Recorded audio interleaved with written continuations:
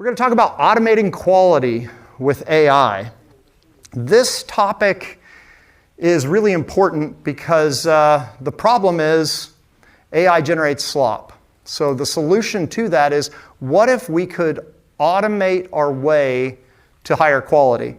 And this is in some ways nothing new. You're going to be seeing in here that the same old conversations about quality apply as always, and everything that I'm showing here would have been just as useful 3 years ago before we were all using AI all the time. But it is more important now than ever because the big distinction is this. You could hire a human programmer, and effectively what you're hiring them to do, at least partially, is you're hiring them for their judgment and for your trust in their judgment. So I could trust that that human programmer would manually test their work. I could trust that they would be able to fill in the gaps on my tickets and make good calls on those unclear areas. I could trust that they, for instance, would think about the implications of performance or accessibility or security and so on.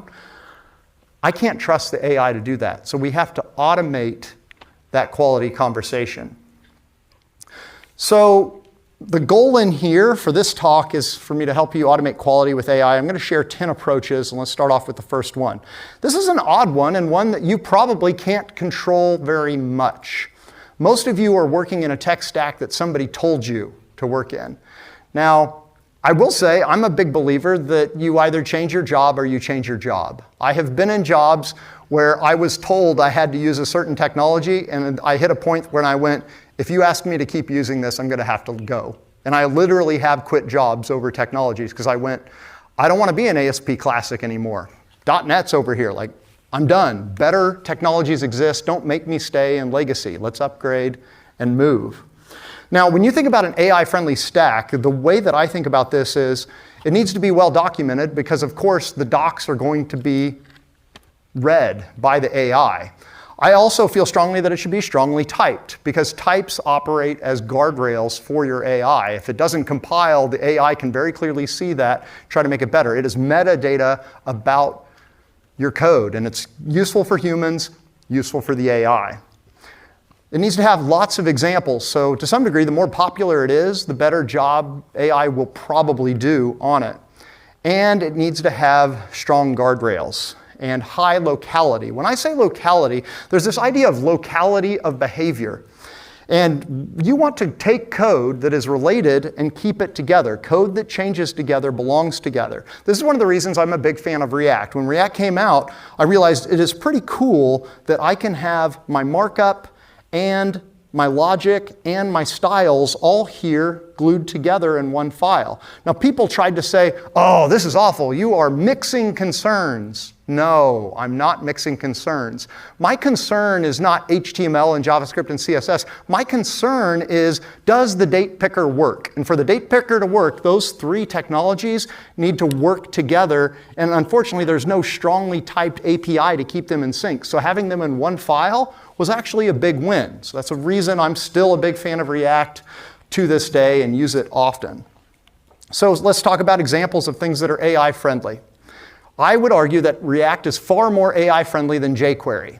I used to work in jQuery, and it was very frustrating how many times I would change my HTML and then realize that my JavaScript was bad because my jQuery selectors were looking for HTML that no longer existed. The CSS that I was targeting, the class or the ID, was no longer correct. And there was no strongly typed interface for that.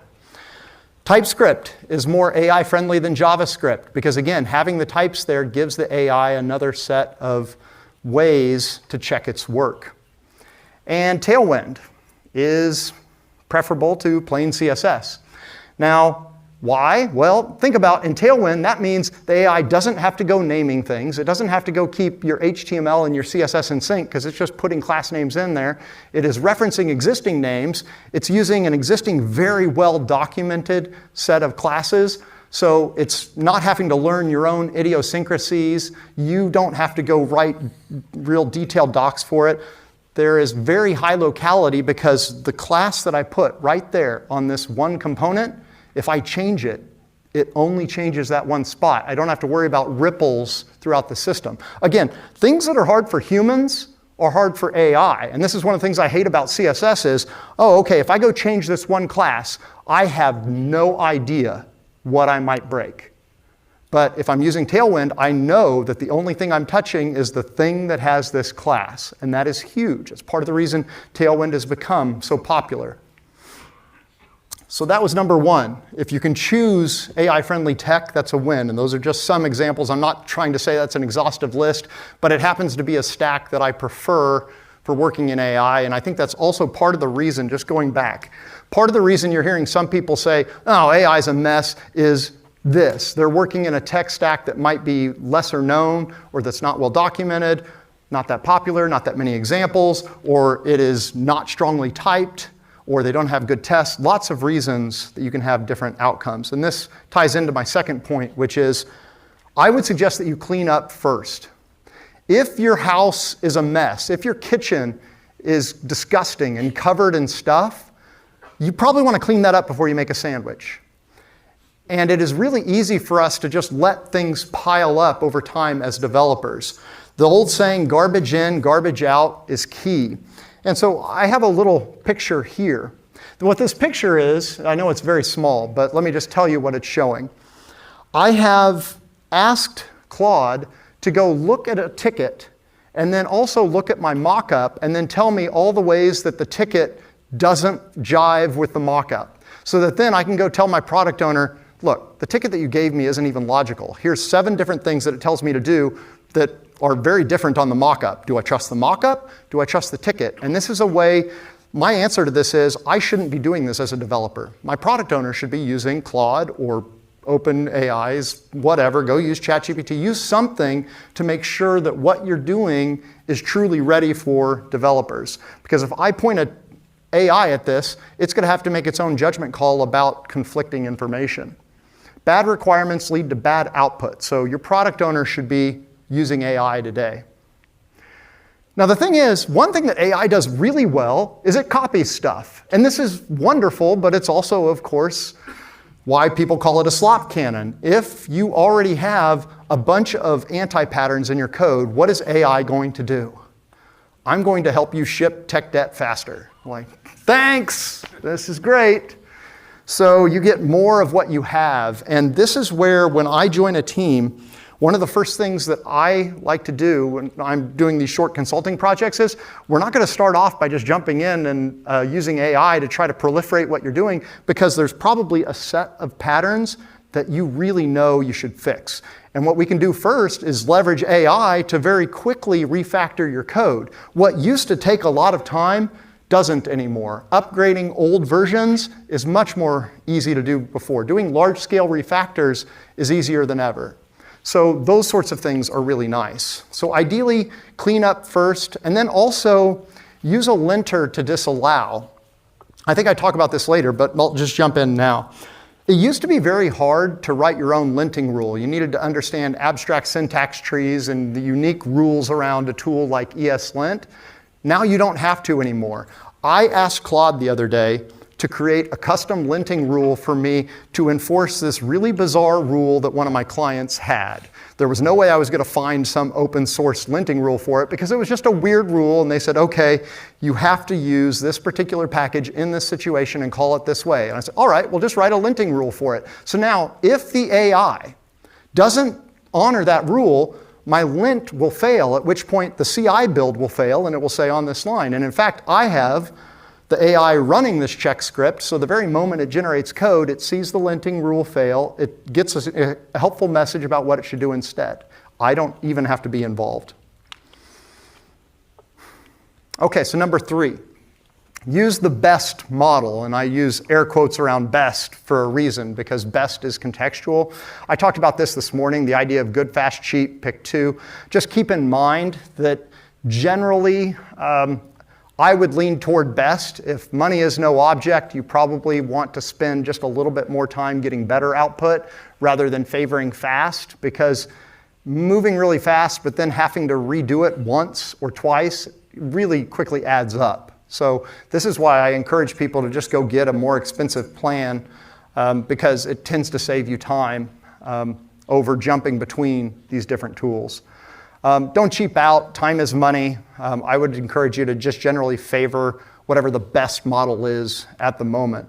But remember, model trade-offs are interesting because like Opus, for instance, or more broadly, all Anthropic models are really eager. Imagine that you hired a software developer and on their first day, you mention a task and they immediately run over to their keyboard and just start typing. That's an eager software developer. And you, depending on your outlook, you might go, oh, this is great, or oh, that's kind of terrifying, actually. You just started writing code and you should have asked me more questions. I don't actually think that you're ready to be writing code. That's the risk with Anthropic's models, is they're eager to start writing because Anthropic basically has decided people get annoyed if they have to wait for the AI very long. So we're just going to favor filling in the gaps. We're going to favor assuming things rather than sitting a long time and asking them a bunch of questions. Now, the opposite of that would be something like GPT-5 Codex, which is slower. It often takes many minutes, but the output tends to be higher quality because of that. So if you're willing to wait a little bit longer, the brownies taste better. That's the trade here. There's nothing right or wrong here. It really depends on your setup. Like you might be somebody that wants to run multiple concurrent agents. In that case, Codex is going to be a better fit for you because you don't really care how long it takes. You can just spin up 3, 4, 5, 6 different tasks and let them cook and kind of orchestrate that way. My strategy is I like to watch the code being generated, and I'd like it to generate pretty quickly, so I tend to prefer Opus just for my own purposes.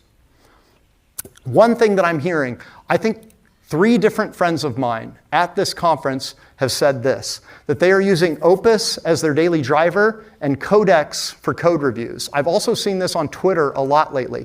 This makes a lot of sense because think about how a code review works. In a code review, do you want the code review to be really fast?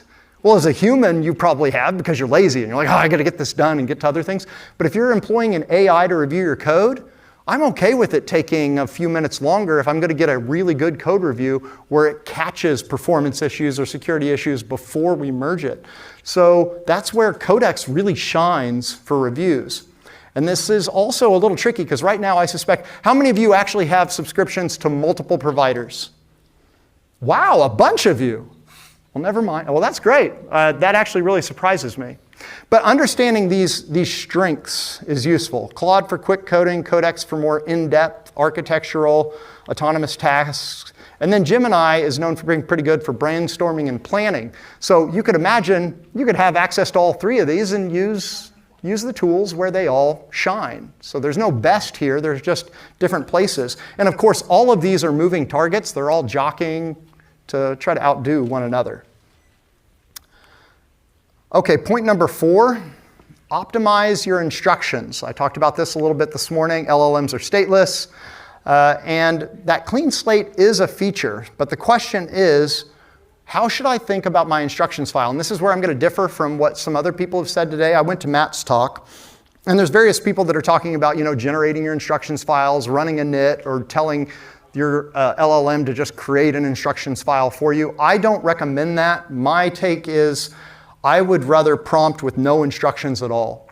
And I'll tell you, 7 weeks ago, that's exactly what I did. We started a new project, and it was the first time that I did this. We started with a completely empty instructions file. And I did that because after I recently read about a study that had talked about the issues with having long generated instructions files and how they actually found that shorter ones were outperforming it, I decided, all right, I'm going to start empty, and then I'm going to add as needed.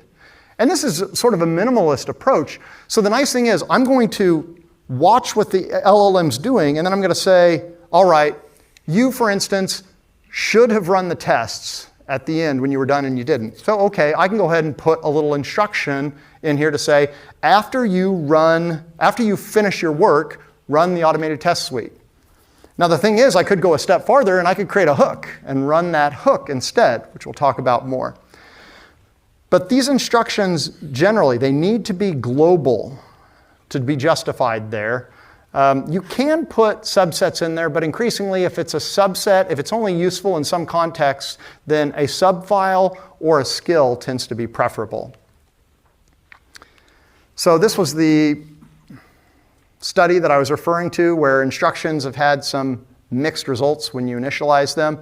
Theo has a really good video on this that I'd suggest watching as well. I enjoy his content often. This was just some data from a study, more or less showing the longer your instructions file, the longer your instructions themselves, the worse your results tend to be. So notice all these just trend down.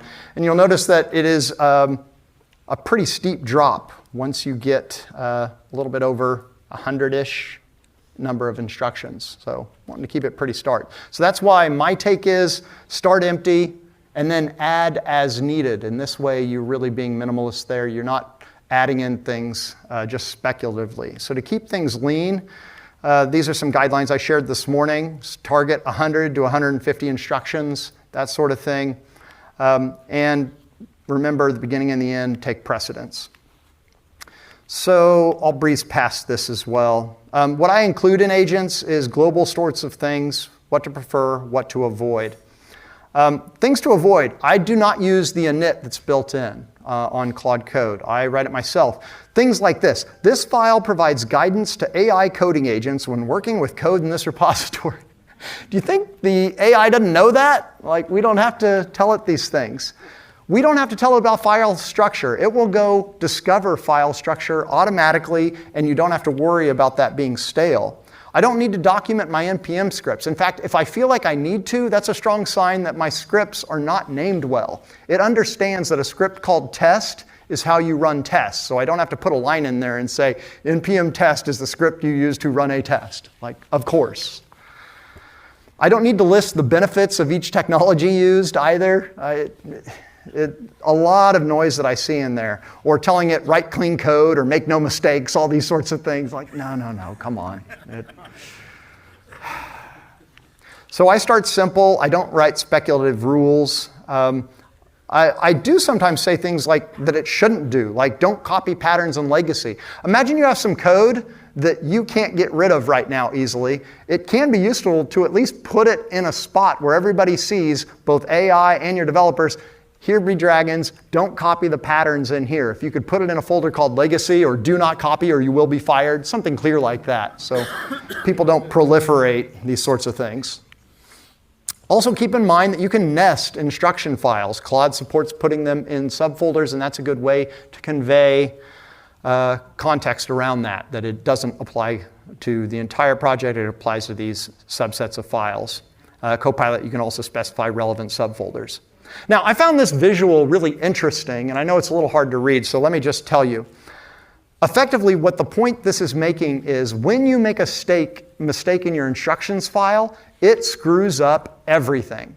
Imagine that my instructions file says that we always use camel case for all variables, but then our actual code itself uses all Pascal case, and we got that wrong. So what's the AI going to do? Or if I say, hey, we put all of our DTOs in this folder over here, and it turns out we actually store them over here instead. When you are lying to the AI, it is going to impact all over the place. So it is really important to keep your instructions accurate. Also keep in mind that your instructions are not necessarily read at all. I thought this was really interesting, is within Claude's system prompt, it says, this context may or may not be relevant to your tasks. You should respond to this context you should not respond unless it is highly relevant. So even though you put all this stuff in your Claude.md, it has free rein to decide what to pay attention to and what not to pay attention to. So it is not a guarantee. If you want something to run deterministically as a guarantee, use a skill or use a hook. So Claude's creator, I found this interesting. He says, after every correction, he'll say, update Claude.md so that you don't make that mistake again. So I don't manually update Claude.md. I tell Claude to do it. And of course, all of this, I know I'm referencing Claude because that's my normal daily driver, but this all applies to Copilot and Codex and other things too. The point being, this comes up all the time that imagine you want to use an MCP server, and you might go Google and try to figure out how to add an MCP server to your LLM. Well, you could just tell your LLM, I want to add an MCP server. Here's a link to the docs. Can you help me configure this whole thing? Almost any problem you can get going there. And even the same way when you talk about, okay, like the other day, I had a problem where I was in a weird state within Git, and I go, okay, I can't figure out why, but it's like my remote isn't wired up right, and I can't remember how to do this. Can you fix my remote on here? Oh yeah, sure. I'm even using Claude to do merges, handling merge conflicts. It does that surprisingly well, where it's actually able to go back and see, okay, here was the reason for this change on main. Here's the reason for your PR. It can reason about that and do a good job of resolving conflicts. I was only once that I've had it screw that up where it actually got rid of the wrong code, but I've been pretty impressed with how that works. Anybody else using it for merge conflicts? Okay. Yeah, our team went from nobody doing it to everybody doing it just a couple weeks ago, and I go, oh, this is cool. So one idea to keep in mind is compound engineering. And you can Google this and find the group Every has been beating this drum. But the core idea I really like, which is every day we should be systematizing our knowledge. We should be learning from the mistakes of yesterday. And instead of merely sharing it verbally, we should be finding a way to put that into our configs. Because that's how we end up in a situation where every day the AI has better constraints, more information, better context to get its job done.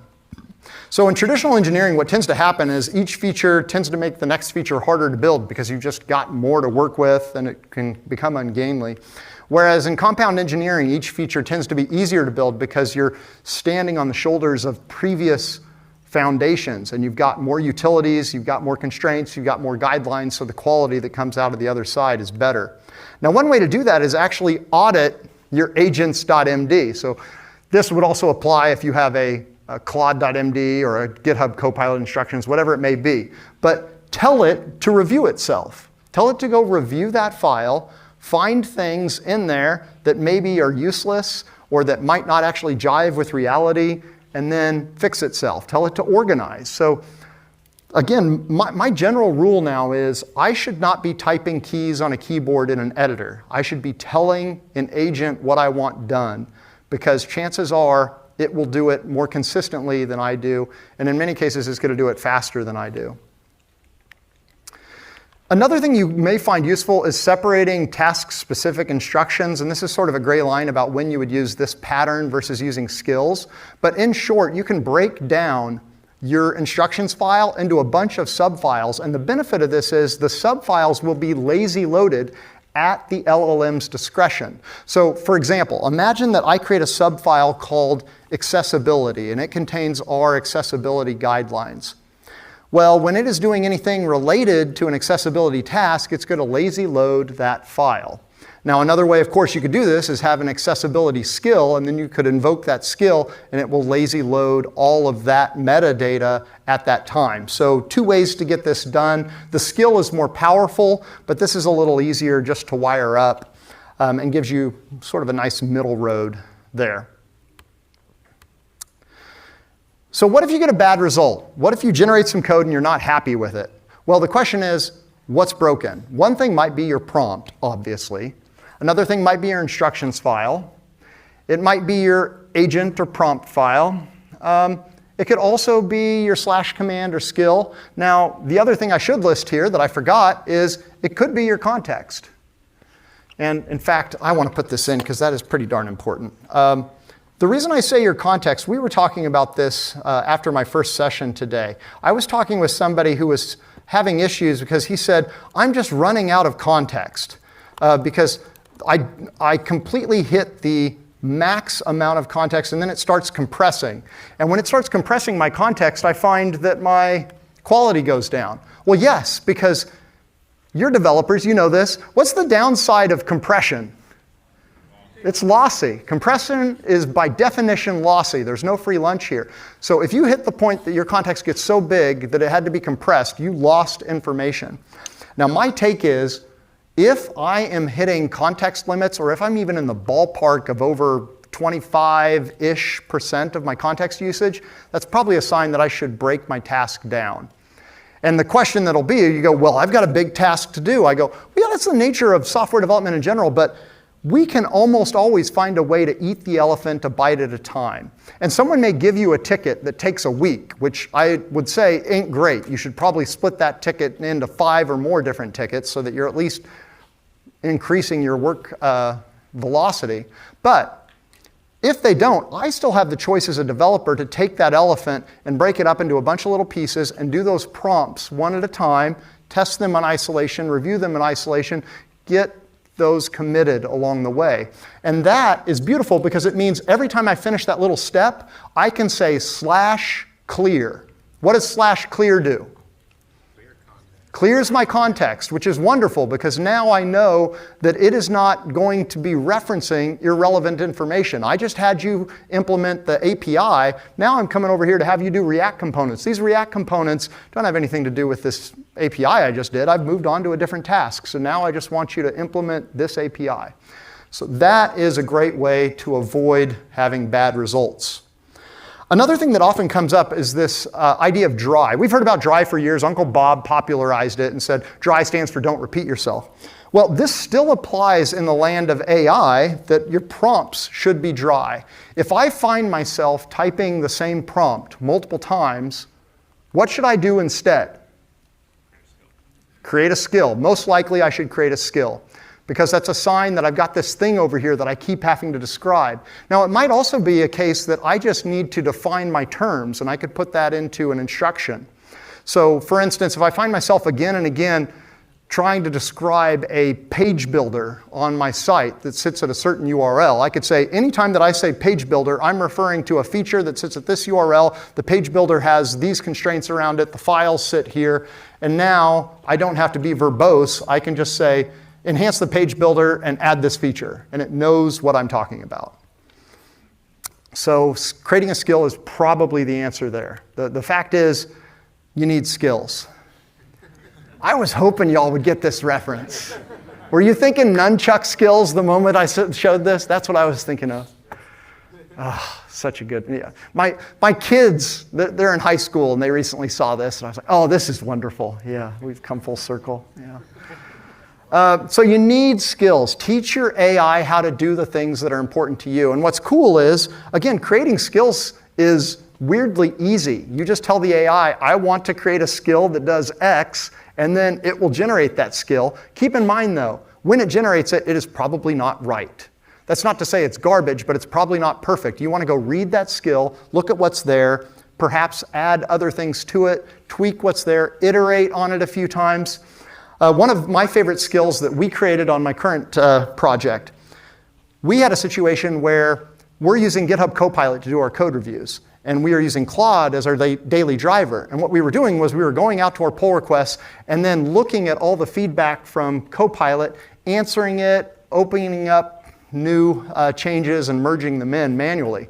And then we realized, well, wait, why don't we just have Claude go look at Copilot's feedback and then respond to it and fix it. So now we just have a skill called review PR. I say /review PR. It goes out, it looks at all the feedback, it summarizes it. Claude says that Copilot is stupid, and then it says, I'll just close all those without anything. It's wonderful. Now, in actuality, Claude is humble enough to often say, good point, but it also does a pretty good job of saying, no, Copilot is actually wrong here, and here is why. So we got so comfortable with this that we started just let it run, do its thing, and then I'll just go review the diff in the end to see what it committed. All I do is fire off the skill, and it's done. Now, another thing that you might find useful is putting the instructions inside here rather than using skills. And this is an interesting post from Vercel where they found something really useful was actually just putting an index of the Next.js docs within your instructions file. And that way, basically what you have is a list of a bunch of different pages that will be lazy loaded by the AI when it decides it's useful. So maybe there's a page that explains how to do layouts in Next.js. So when your app is needing to implement a layout, it's going to go reference that lazy loaded docs page and pull it in. So that tends to work pretty well too. Now, I'm not a fan of how skills are supposed to be auto-invoked. So you can go in and you can say things like, hey, always do this in this situation, and it still won't always do it. Drives me nuts. So my general take is for skills, I just assume it's not going to auto-invoke. I put in the / and then I tell it what I want to do. I'm really glad that Claude does this now.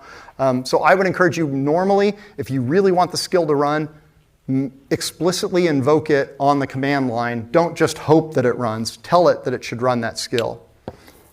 And there's a number of like interesting skills out there too, just hundreds and hundreds of them.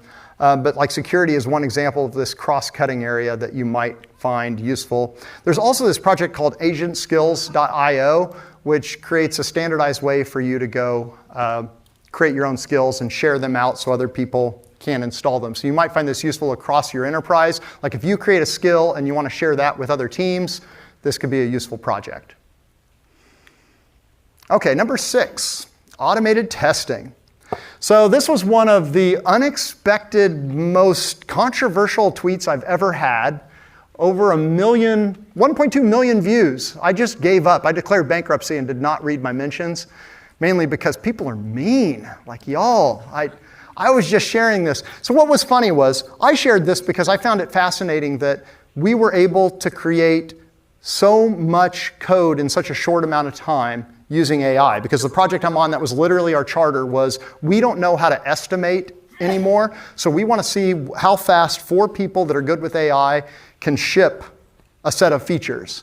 And one thing that we set up was we made it very clear, if you write code, you also write a test for that code. We made that clear within the instructions, we enforced it, we had the test at the beginning, had a few examples of how we wanted to do it. And so we ended up with a massive amount of tests. And it was wonderful too, because on my local machine, it took under 15 seconds to run over 4,000 tests, because these are unit tests. These are not end-to-end. We had a separate set of end-to-end tests that we also had it right. But the thing that's interesting is how much this emphasizes velocity, and it emphasizes the fact that there's no way you would do this by hand. Now you might say, well, how valuable are these tests? Well, that's completely valid. There's a lot of mocking in these tests because they're unit tests, and that's, of course, the downside. Like you've probably seen the old meme of the Titanic where it shows unit test pass and it's falling into the ocean. But yeah, that is the risk. That's why we also have end-to-end tests. So it's not that these are useless, but they are useful to some degree, for at the very least as guardrails for the AI, because every time the AI changes code, now it goes, oh wait, that actually broke a test. So now I need to figure out, do I fix the test or do I fix my implementation? So here's a few things that I like to tell the AI.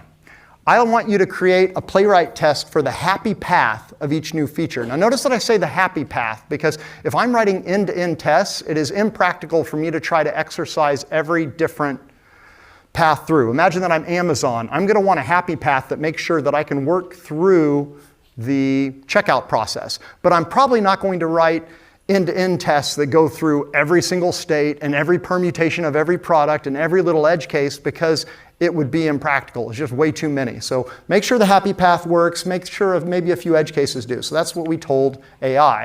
And then here's what we told here. He said, create a Vite test unit test for each public API. Strive to minimize the need for mocking by writing mostly pure functions that accept arguments for dependencies. Again, notice this is the sort of thing I would tell any peer developer. You know, just generally, this is the sort of thing I want you to do. But what I love is, people say that AI is like a junior developer. No, AI is like this weird mixture of the smartest developer you know and the most dangerous idiot that you know. Like there are cases that it blows my mind in both extremes. And that's what's fun. But like here, when I tell it this, it understands what I mean. And I was really impressed by how it wrote tests for us.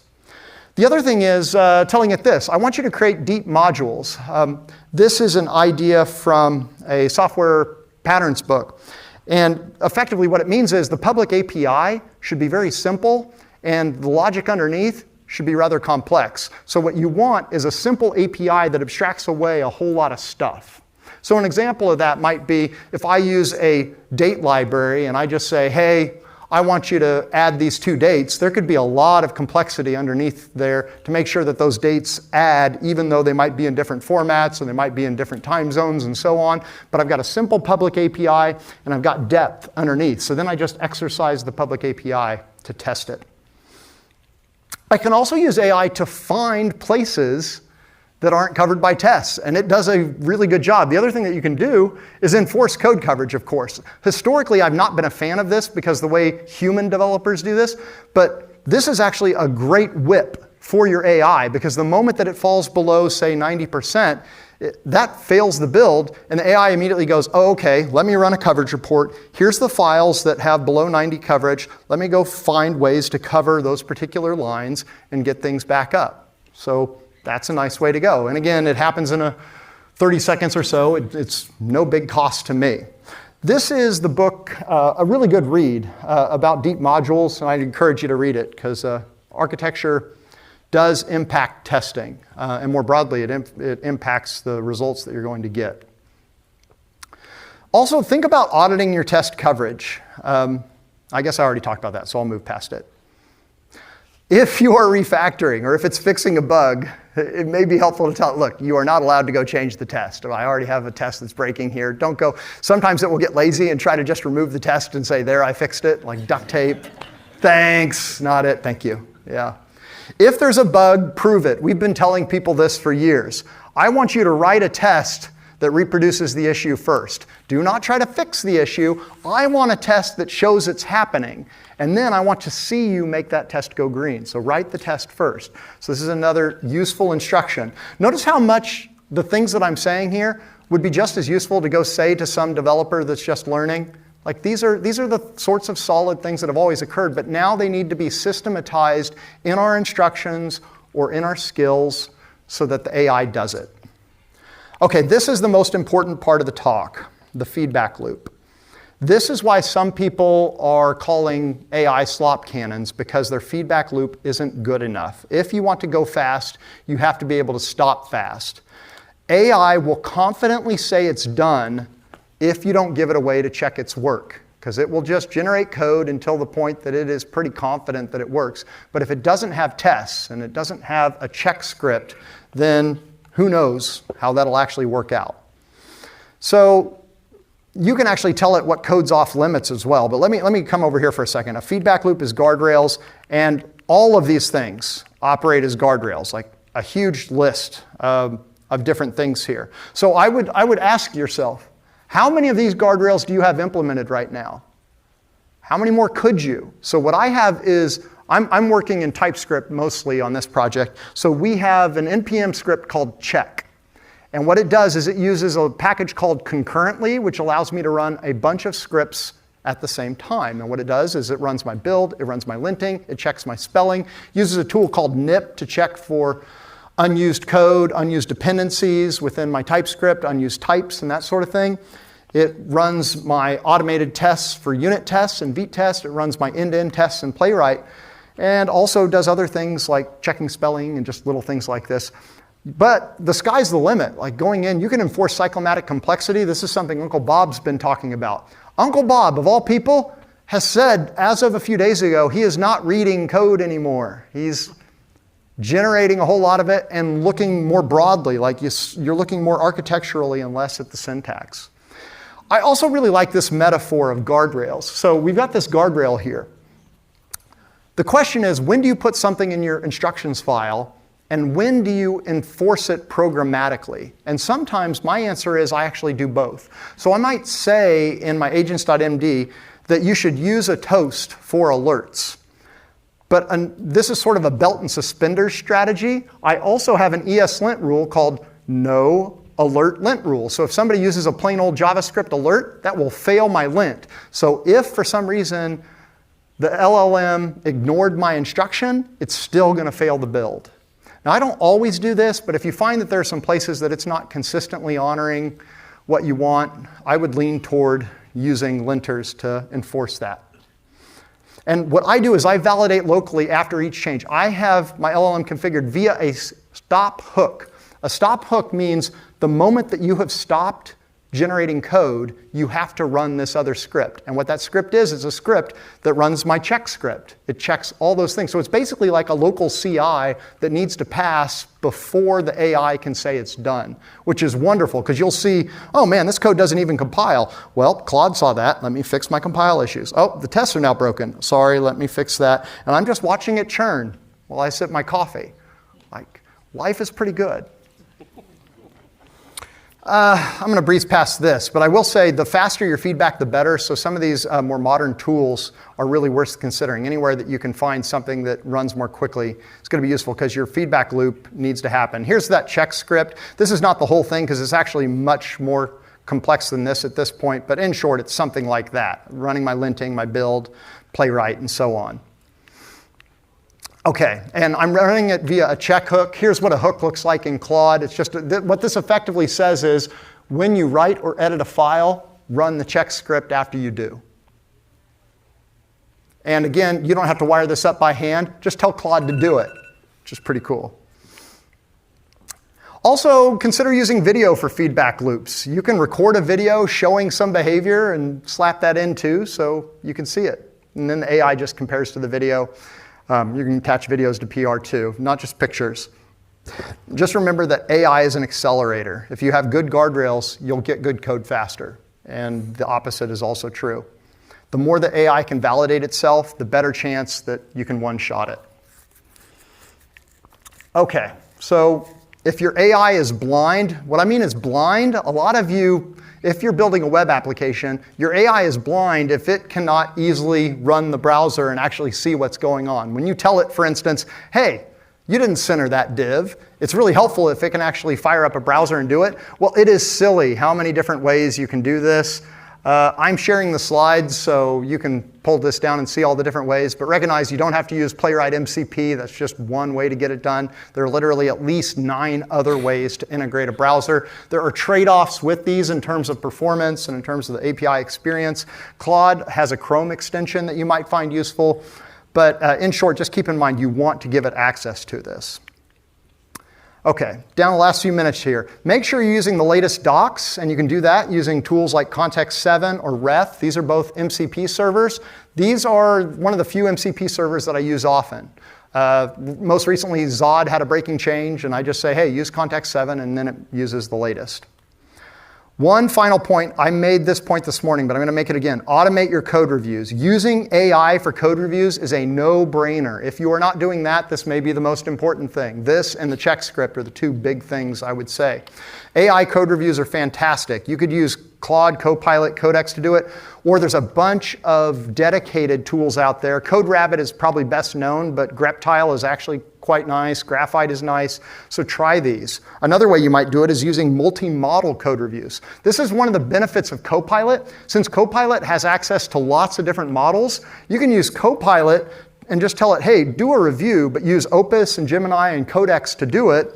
And then Copilot will launch parallel tasks with all those different models and then give you the result, which is pretty cool. Like, I like that you can get this feedback from multiple different models. You could also think in terms of lenses, like say, hey, I want you to create an agent team and then do one agent on security, one agent looks at performance, one validates test coverage, and then have each of them report their findings. So now you have 3 different reviews going on at the same time focused on different things. Claude actually has a tool called Ultra Review that does something similar here, but it's very expensive. You can get a lot of the same sort of experience here by just saying this. And this is no different than a human. As a human, I will look at a code review and think, let me just look through this and think about security. And then I will read it again and go, let me look through this and think about accessibility or UX. Like, I have to read the code again because I'm looking for different things. My approach is a 5-phase review. I read the code as it generates. I do a cross-agent review. And then I'll open a PR and let that PR be automatically reviewed. I'll request a coworker review after that, and then I'll improve files along the way. You can also use different tools to auto-fix bugs. Sentry has this tool called Seer, and it will just see the bug, fix the bug, and then you click merge, which is pretty cool. Same story with PR comments. You can use Devin. Devin will automatically go look at PR comments, resolve them for you. You don't have to do anything.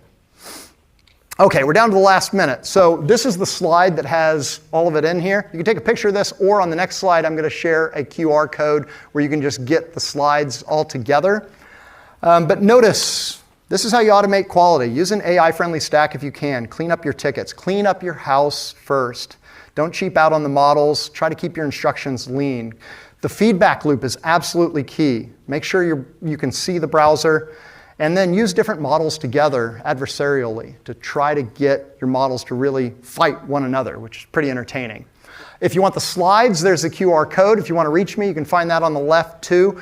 This is what I do for a living. I help companies be more successful doing AI. So I've been going to companies doing live workshops. I'd love to work with you. Come out to your place. I can go on site and we'll have fun.